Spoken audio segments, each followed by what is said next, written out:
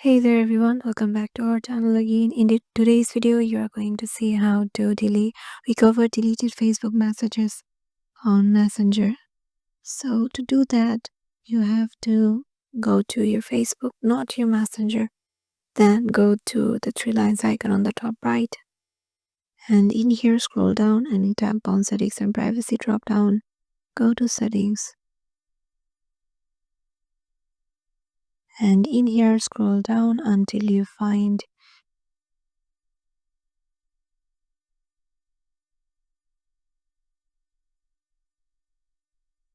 your activity log.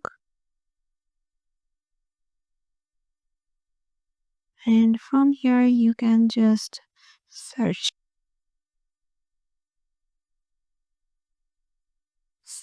your any of the things you want, like personal information, login information, anything.